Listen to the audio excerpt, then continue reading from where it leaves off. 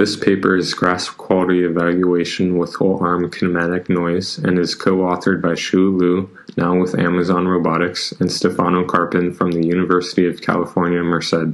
This research is partially supported by NIST. Grasp quality evaluation is an integral part of grasp planning because many planners perform searches on the space of possible grasps guided by a quality metric. This is a well-studied topic, but most grasp quality measures do not consider the mechanical structure of the grasping arm or joint level noise. For example, the two grasps in the figure are considered equivalent by most metrics, but in practice the robustness to disturbances is different. The objective of this research is to introduce a framework explicitly considering joint level noise for grasp quality evaluation and synthesis. With noise considered, conditions like force closure become random variables that should be studied from a probabilistic standpoint. For a manipulator with d degrees of freedom, we assume that each joint is subject to noise modeled by a truncated Gaussian. Disturbances are assumed to be independent and identically distributed. Under these assumptions, the end-effector pose becomes a random variable, and the figure on the right depicts the end-effector pose distribution for a 7th degree of freedom manipulator. Using a first-order Taylor expansion, the uncertainty of the end-effector pose induced by joint-level noise can be bounded by an ellipsoid.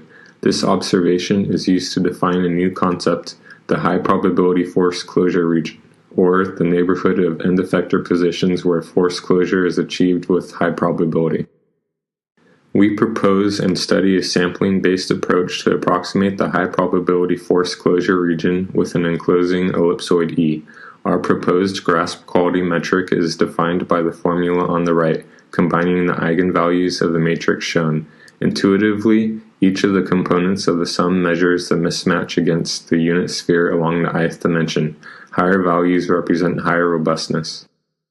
Besides grasp quality evaluation, we also propose a planner that relies on the new metric to compute grasp maximizing the proposed criteria. The planner includes offline and online components that make it usable in practice. Details will be discussed at the poster session.